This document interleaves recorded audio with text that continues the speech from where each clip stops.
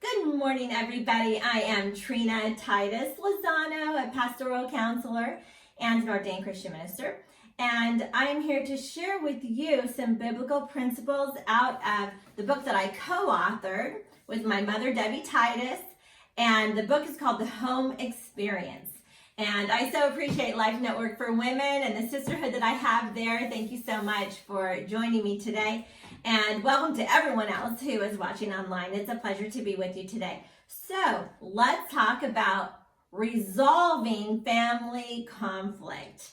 In the first edition of this book, the chapter was originally titled Reducing Family Conflict. And when I came on to co-author, I told my mom, you know what, Mom? Reducing family conflict is not good enough. That is not God's will. That is not God's plan, that there be any conflict in family. Instead, it is His will that we live in peace with everyone and in love with everyone. And this is God's will, that we are able to love the Lord our God with all our heart, soul, mind, and strength, and to love our neighbor as ourselves. And our family is our closest neighbors. Okay, this is who is down the hall from us. This is who we are spending holidays with, and this is who we're sleeping with even. So this is who we need to really focus on, our most important thing in life, which is relationships. You know that relationship is your purpose in life. And what is God's purpose for you? It is to live. The scripture says, choose life that you might live. Okay, that is God's plan for your life, is for you to live, to fully live every single day, no matter what the circumstances are. Okay, and He wants you to live in a way that you can be a light, and that you can be salt, and that you can have peace and have joy in your relationships. He wants this for you, and I want this for you, and it is a skill that can be learned. We're all human. And humans are fragile. We are very fragile. We get our feelings hurt very easily. It's very easy for us to, get on the defensive when there's a conflict. And it's very easy for us to then be offended, and then for us to offend because we were offended. And this is conflict it's human nature. It is our flesh. It is part of what we have to deal with. But it's not the end of the story, okay? God's plan is for us to resolve family conflict. And in order to do that, you really have to trust the Lord with it. Because ultimately, a relationship is always a desire. You don't have the power to make it happen, and neither do I.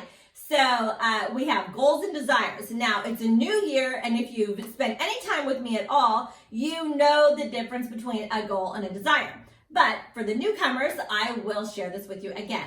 For something to be a goal, you have to have the power to make it happen. In other words, you can decide it, you can determine it, and you accept the personal responsibility for it. You can write it down, and you can check it off. Okay, then it can be a goal. You have to have the power over something in order to make it a goal. Anything and everything that requires cooperation from someone else would be a desire, not a goal. You can do your part, but then someone else has to do their part in order for it to happen. Therefore, you need to move that to the desire category. I encourage all of you to separate anything that you would like to see happen in your life into two categories, goals and desires. Okay, so for your New Year's resolutions, for instance, it cannot be a New Year's resolution for you to be in a good relationship. Okay? You don't have the power to make that happen. That requires cooperation from somebody else.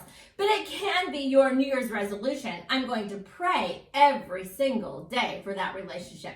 I'm going to do my part to forgive the offense that has caused a division in our relationship. And I'm going to love, even if that means loving your enemies, I'm going to love in return for whatever has happened to you. And whenever we posture ourselves in this way, whenever we make it our goal to have the best possible attitude toward everyone that God has put in our lives, then God can do His part then to resolve the conflict that you may find yourself in. I know the holidays bring out the worst in people. I don't know why that is, but since I'm a counselor, I have a lot of clients that call me throughout the holidays. And I think the reason is because of expectations, okay? People have expectations and they get very hurt and very disappointed when their expectations are not met. Okay, let's get rid of expectations. Okay, excuse me. Just have an expectation for yourself and for no one else. Let's set our own standards high, because that's all we can control anyway, is our own behavior, our own attitudes, our own actions. So let's take personal responsibility, put expectations for ourselves pretty high. You know, that we say, okay, Lord, I want to be more like Jesus. I want to have high expectations for my own behavior, but let go of expectations of anyone else's behavior, because you don't have the power over it anyway. You don't want to set yourself up then to be offended when your expectations are not met. But let's switch that word with expectancies, because I think it's always important that we have hope. I say hope is an acronym for have only positive expectancies. Let's have an expectancy that relationships will improve this year, that relationships will be good this year, that relationships will be God honoring this year. Okay, so we have to accept the things that we can't change the things we can, and have the wisdom to know the difference. There's that serenity prayer in there, and that gives us the serenity and the peace as we give to the Lord the relationships that we want to hold with an open hand before Him. So any desire that is in your heart, if it's a desire that pleases the Lord, like being in relationship with people, we've got to hold that very open-handed, okay? Because all we can do is our part, and then we want to open it to the Lord, lay it before the throne, and say, God, please do your part to soften the hearts of the people that I want to be in relationship, that they would reciprocate that, and that they would want to be in relationship with me. Okay, let's talk about parent-child relationship. A relationship with a parent and a child is the most important and God-given relationship anyone could ever have. I find myself in the middle of 5 generations, okay? So I'm interacting with 5 generations at all times. My grandmother lives with us, and she lives in her own apartment, but attached to our home. So that's my grandmother. And then I have my grandchildren. I have 11 grandchildren that are interacting with us on a regular basis, and then my parents, and then my children. So I'm in the middle of 5 generations. Okay, this can be complicated, because at this point, there's like over 20 people just in our family that is interacting on like a daily, weekly basis. So that's a lot of different personality types, okay? That's a lot of different opinions. And boy, this was an election year. We had both Republicans and Democrats in our family circle. So there are some conversations that we're not going to all agree on. We don't all agree on whether we should wear a mask or not. Okay, we don't all go to the same church. You know, there's differences in our opinions. My brother is vegetarian turned pescatarian, and so he's got different eating habits than the rest of us have. But you know what?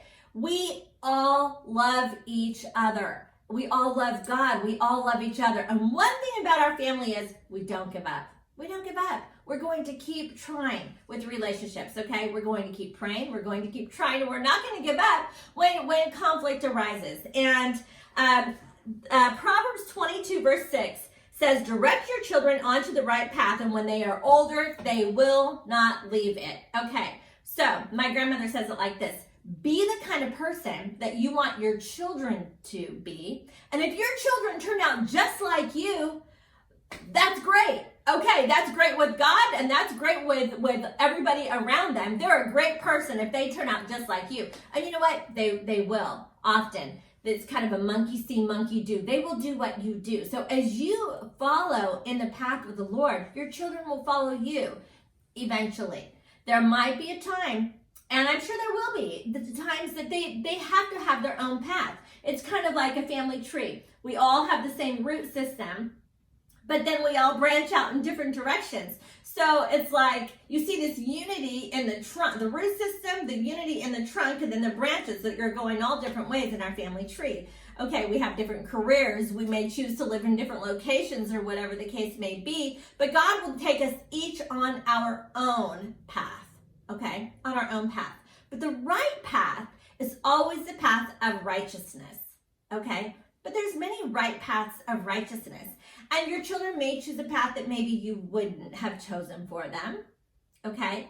But as they grow and mature, they're not children anymore, okay? I have 4 children. They're all grown. 3 are married and 11 grandchildren. Here's the thing. They all have committed their life to the Lord. They have followed the family legacy of being Christian, okay? This is what God's promise is. This is what God's promise is. And you know what? That can't be something that I can do for them. They each have to choose their own path to walk with the Lord, to serve with the Lord. And listen, flowers grow at different times. Trees grow, branches grow differently.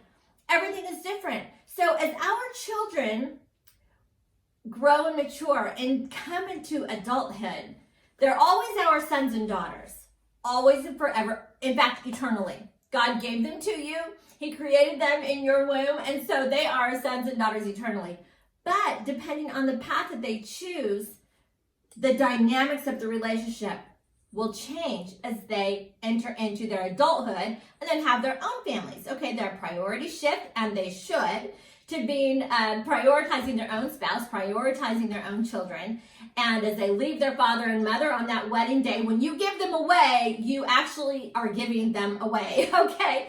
And so that's a day that you can rejoice that they are branching out into the place that God has for them. Okay, but this is going to be a transition, because now they are transitioning from a child to an adult. And we don't say adult children. Okay, that's an oxymoron. It's just adult sons and daughters. Okay, they're always your sons and daughters. And so as they branch out to them, you can be sure that God has them. Okay, they have their path. Now, their path is going to include trials. It's going to include stumbling. It did for you. It did for them. It has for all humanity since the beginning of time, since Adam and Eve. Our paths are not perfect. There's not such a thing in life. But as you continue to prioritize praying for your children, as you nurture them, feed into them, watch them grow, there comes a point where it's time to release them. So if your children are still at home, remember, you're raising them to leave, okay? And then if you're an empty nester like me and your children have left, let them go. Let them fly the way that God has intended for them. I will read you this scripture, which I have had written on my wall over the years. It's not currently, but I like to repaint it on my wall again. But this is Joshua 24:15. But as for me and my household, we will serve the Lord. I have a big sign that I hang on my wall. Sometimes I hang it on the front door. But as for me and my household, we will serve the Lord. Prioritize your commitment this year that you're going to determine, as for me and my household, we will serve the Lord, okay? And if there's some people in your household or in your family that aren't currently serving the Lord, listen, it's not the end of the story. Wait for it. Keep praying, keep waiting. God has a plan. They will be back. That is the promise. They will be back. I don't know when, I don't know how, but God will arrange circumstances. And I know that He's got a perfect plan. And I know that it is His will for there to be generational blessing in your life, just like there was with Abraham, Isaac, and Jacob, and so forth and so on.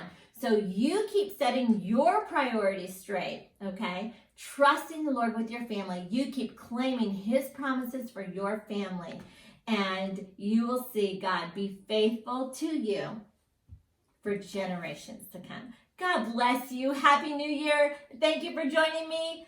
God bless. Hugs and high fives. See you next time. Bye-bye.